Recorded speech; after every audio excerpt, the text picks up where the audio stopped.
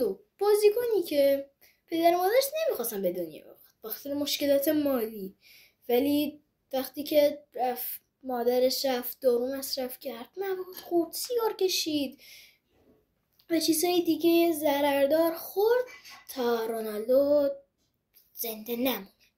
ولی دکترها گفتن که پسر قویه، داره مقاومت میکنه، نمیتونید بکشیدش. بعد از هزاران سعی تونستن پولشو بدن و آورد به دنیا اومد.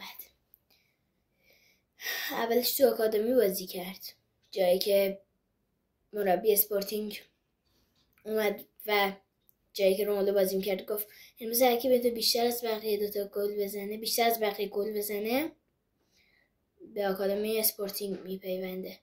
رونالدو دوستش یه گل زده بودن که موقع تک به تک در دقیقات آخری بازی دوست رونالدو به رونالدو پاس میده، رونالدو دومین گل میزنه و به آکادمی اسپورتینگ میره با مهربانی دوستش. اونجا خوب بازی میکنه، اولین گلش با دریبل دروازه‌بان میتونه گلشو بزنه.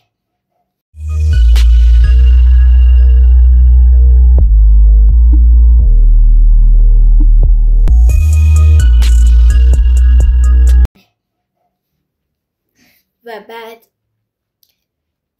الکس فرگوسن اونو میبینه و اونو خیلی دوست میداره و رونالدو و جلب توجهش میشه که فرگوسن میخردش با پول معمولی. رونالدو تو منچستر یونایتد میترکونه 2006 2007 2008 در 3 سال پی در پی توی من یونایتد بازی کرد. موقع من یونایتد خیلی تیم خفنی بود با رونی، اسکولز، وندسا میترکون. رونالدو اونجا ترکون، 1000 تا کاشته زد، ترکون اونجا. Tevez is waiting to come on. He's on the touchline. Vidic waiting to come on. In the meantime, Ronaldo takes a free kick. Oh, brilliant! That's why he's the world. و بعد رئال خریدش در سال 2009 و رونالدو اونجا هم ترکون. سال اول با شماره 9 باختر فیگو و بعدش با راول و فیگو بود، یکیشون بود که شماره 7 نمیپوشید. بعدش رونالدو بعد شماره 9 شماره 7 رو گرفت، باز هم ترکون، گل میزد، میترکون. سال 2017 و 2018 2014 ترکوند رونالدو.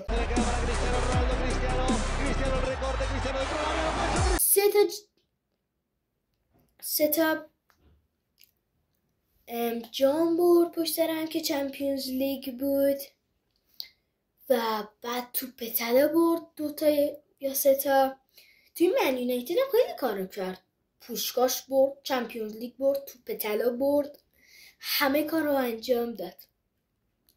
بعدش تو رئال مادرید هم پوشکاش میتونست در سال 2017 2018 میتونست بگیره، با قیچی برگرداد خفنش به یوونتوس بوفون، میتونست توپ طلای پوشکاش خودش رو بگیره و هم توپ طلا هم پوشکاش رو میتونست بگیره، حتی جام چمپیونز لیگ هم گرفت.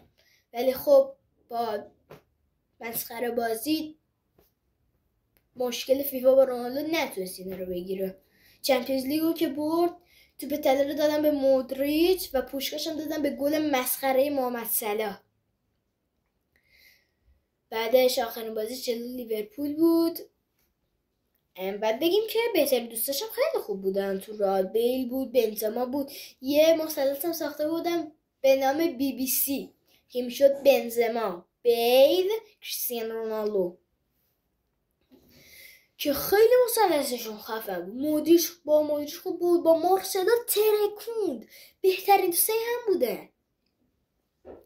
ولی خب زیدان هم که پشماش ریخته بود بازی رونالدو. ولی خب رونالدو از رئال رفت.